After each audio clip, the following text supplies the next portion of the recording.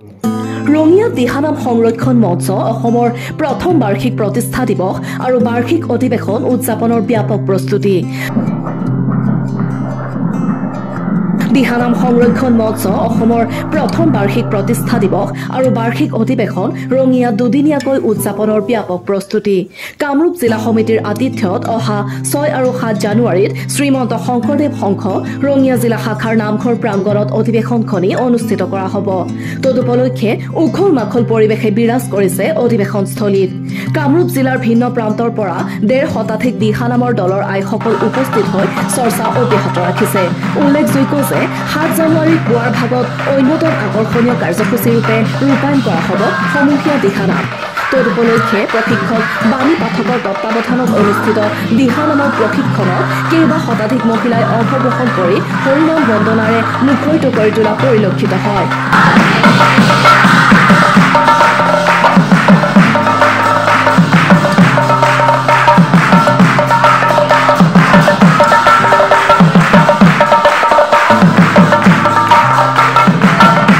শ্ৰদ্ধাৰ বামন্দাবাইমাতৃ সমস্ত দিহানাম সংৰক্ষণ মঞ্চ অসমৰ প্ৰথম প্ৰতিষ্ঠা দিৱস প্ৰথম বাৰ্ষিক অধিৱেশন আমি কামৰূপ জিলাৰ অন্তৰ্গত ৰঙিয়াত শ্ৰীমন্ত শংকৰদেৱ সংঘ ৰঙিয়া জিলা শাখাৰ নামঘৰ প্ৰাংগণত দুদিনীয়া কাৰ্যসূচীৰে আমি উদযাপন কৰিব বিচাৰিছোঁ আমাৰ দুদিনীয়া কাৰ্যসূচীত ইতিমধ্যে আমি বিভিন্ন কাৰ্যসূচী ৰাখিছোঁ আমাৰ দ্বিতীয় দিনৰ মুখ্য কাৰ্যসূচী 2000 আইমাতৃ সমস্ত দিহানাম পৰিৱেশন কৰিব আৰু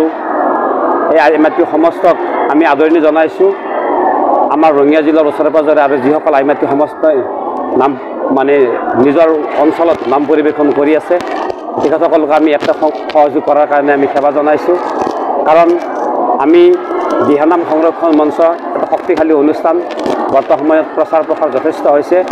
আৰু এই শক্তিশালী অনুষ্ঠানটোক দিহানামক প্ৰণালীবদ্ধভাৱে একত্ৰীকৰণ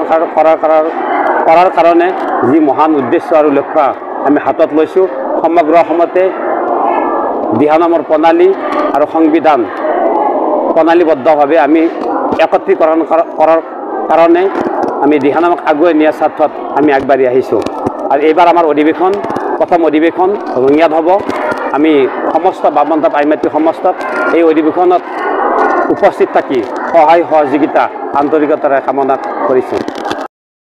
অসম দিহানাম সংৰক্ষণ মঞ্চৰ আমাৰ কামৰূপ জিলাৰ আতিথ্যত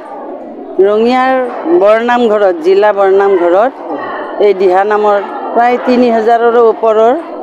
আইসকলক একত্ৰ কৰি বাণী পাঠক বাপৰ পৰিচালনাত ইয়াত দিহানামৰ প্ৰশিক্ষণ চলি আছে অহা জানুৱাৰীৰ 6 আৰু 7 তাৰিখে এই অনুষ্ঠানটো অনুষ্ঠিত হ'ব আৰু ইয়াত কেৱল ভক্তিৰ বাহিৰে অন্য একো নাই সকলো জাতি জনগোষ্ঠী লগ হৈ আমি ইয়াতে এই দিহানামৰ ব্যৱস্থা কৰা হৈছে ইয়াত তাৰমানে এনেকুৱা এটা বিশেষ অনুষ্ঠানৰ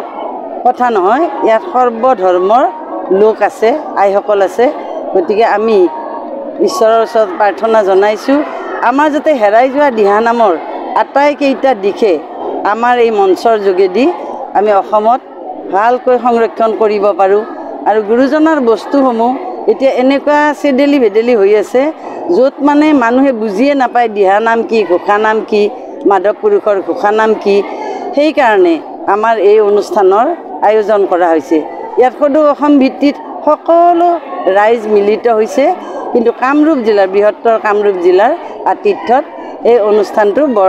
বৰনামঘৰ আমাৰ ৰঙিয়া জিলাৰ বৰনামঘৰত ইয়াতে মানে অনুষ্ঠিত হ'ব 6-7 তাৰিখে যিসকল এতিয়াও গম পোৱা নাই যিসকল আইয়ে এই নামলৈ অংশগ্ৰহণ কৰিবৰ কাৰণে অহাৰ বাবে আমি সেৱা ধৰিছোঁ আমি অনুৰোধ জনাইছোঁ